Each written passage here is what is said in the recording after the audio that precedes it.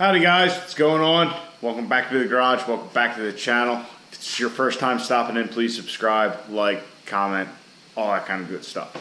Alright, so we got the starter in Moby Dick yesterday. I started it this morning when I was leaving for work, started right up. I started it when I got home from work, and it started right up, and still starts right up. So I think our starter install was a success. Whether, you know, the teeth with the flex plate and the starter were misaligned or whatever our issue was to begin with, I think that's done. But I'm going to do the same thing next couple days, just make sure everything's okay before we get stuck out in the wild. So went out hunting tonight. I saw one squirrel. Yeah, it was pretty disappointing. But it's getting windy. I think it's supposed to rain tomorrow, bringing this cold front in, so I'm hoping that starts to get the deer moving. But also, they were chopping corn. I could hear the combine going the entire time I was out in the woods. Now, you might think that'll ruin the hunt. I kind of think the opposite. It has as much possibility of kicking deer up as it does of driving them away. So it's worth sticking out in the woods and staying there and, you know, seeing if it, you know, they get them moving. But that was not the case tonight. Nothing happened. But now that they started chopping that last field, which I guess they're shelling, we'll be able to go up to the burn barrel in the evenings after our hunt, and we should be able to see deer. At least that's how it usually goes. So, also today, we have sold a couple parts. One is our factory fuel filter housing. A guy said he cracked his when he was taking the cap off to get the fuel filter out, but as you can see, mine's nice and loose. I just took it apart, took the filter out, and cleaned it up so I can send that to him. I believe that is going to Florida. And then the other thing we sold was our fuel pressure relief valve, which really surprised me somebody needed this. This is actually going to Canada. So I stopped by the post office to kind of figure out what it was going to cost me to ship it, and they gave me this customs declaration form. I really haven't looked over it too thoroughly, but I have to fill that out with it. But we will be sending these via the, what do you call it? The flat rate.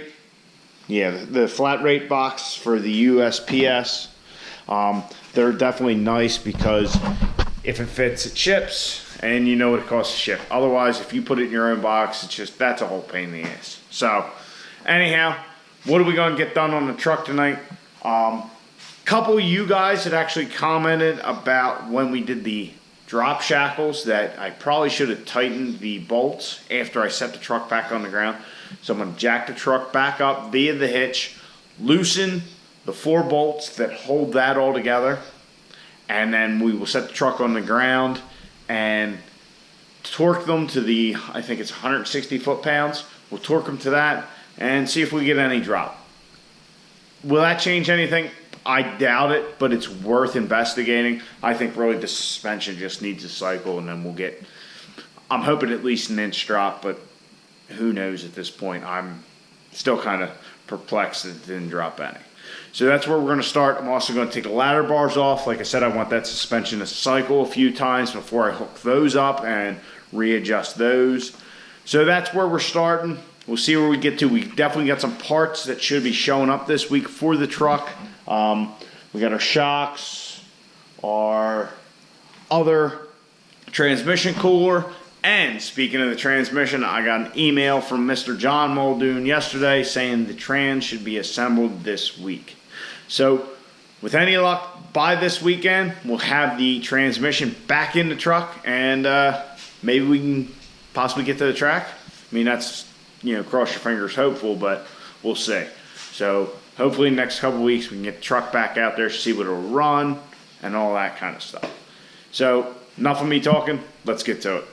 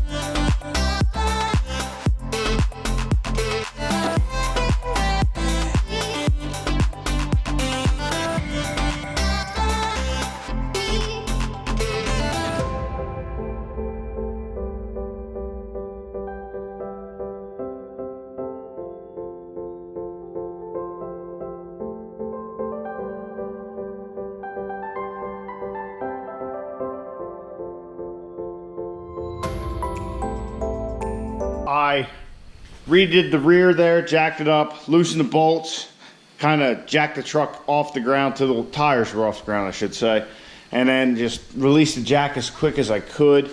Took another measurement. It did look like that helped us drop down. It was measuring around 9.5, so we gained another 1/2 inch down by doing that. That was something a couple of you guys had commented about, so I'm glad you did. Thank you for that. I really do appreciate it. So I do read all the comments. I try to respond to as many as I can. Usually how I do it is I'll just be sitting down and I'll just blast through a bunch of them, and I won't do that for a couple days or whatever. So if I don't get right back to you, that's how it goes. So once again, thank you for that. That dropped down. I think we cycled the suspension a little more, probably get a little bit more out of it, probably another 1/2 inch. I mean, I'm not expecting the full 2 inches, but we will see. So the ladder bars are out.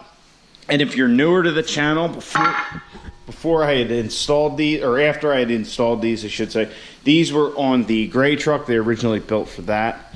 These are ladder bars you can't buy. I based the design off of Glacier Diesel's ladder bar kit. So it's their design for the most part. They have like an X bracket here. I did this little hole thing. I just think it looks kind of neat. But I built these myself. It's just black pipe and some plate steel, 1/4 inch plate steel, and then these bushings. But yeah, they seem to work. If you saw the video of the truck at the track, no drama, just off. So they do work very well. So that's my ladder bar setup. Like I said, if you want something similar and you don't have the skills currently to build it yourself, go over to Glacier Diesel and you can buy a set from them. Everybody raves about them. They just absolutely love them. So when I took those out, I had to loosen the rear brackets on the rear axle because I couldn't get the bolt out. It was hitting the leaf spring. So I loosened them up, tilted everything down, got the bolt out, tilted that bracket back up and tightened it. I'm just going to leave them on the axle for now because the ladder bars will be going back on after we put a few miles on the truck and see what the suspension does. So that was a couple things we were planning on getting done tonight, and I'm going to take a brief intermission and figure out where we're going from there. They say that when the going gets tough, the tough get going. Introducing the new Dodge Cummins Turbo Diesel. Full-size Dodge Ram with new anti-lock rear brakes. And the new Dodge dual rear wheel pickup. Now you know when the tough get going in. Save up to $3,000 on selected trucks during the big Dodge Truck Push. Got something to eat, a little food in the belly. Played with my downpipe a little bit, my little custom setup, took some measurements so I can weld some more pieces on there. It's kind of a pain with the little exhaust setup that we're doing because I gotta kind of eye things up, line it up, and then, you know, I'll take it to work and during lunch I'll tack it up, come back, fit it, make sure it fits right, and either cut it off or, you know, take it in the next day and weld it solid, one of the two. So it's just going very slow, but it is coming. We should be getting our transmission back hopefully this week, so maybe you'll get to see this exhaust I've been hyping up sometime next week. So anyhow, that brings me to another point. The front end of the truck, as you can see, the bumper has that little cutout. There's no valance on it. Now the gray truck, you look at it, it has this nice tucked up valance. That's actually a valance from a Power Wagon of the same year. So the Power Wagon valances just don't sit as low. I have the one off of the white truck here. As you can see, it has this lip. That's what the Power Wagon one does not have. So, a little question for you guys, and put your responses down in the comments. Should I leave the bumper as it is, or should I put a valance on? Right? Look kind of like that. Pretty much like a stock truck again. Or do we put the valance on and cut this low hanging lip off? What do you guys think? I kind of have my opinion of the whole thing, but we'll see. Maybe we can put it on tomorrow night. We'll just put it on and look at it, and then if we decide we're going to shave that off, shave it off. I don't know. what's your guys' opinion? I'm just curious to hear what you guys think. Here in the garage, you can see a little better. So that'll kind of make the front end of the truck, either way we go, look more complete. Right now, it kind of looks like something's missing. And there's a good reason for that, because something is missing. So anyway, guys, that's going to do it for this upload. I know we're not really getting a lot done in the garage at nights and all that, but get home from work, go out and hunt. It's just that time of year. You know, we're not really in any rush. There's no big deadlines to meet until we get the transmission back and all that kind of stuff. So, well, it is what it is. Okay, guys, I hope you enjoyed. Please like, comment, subscribe. Let me know what you think about that balance and what we should do. So, get out in your garage, get to working on your truck.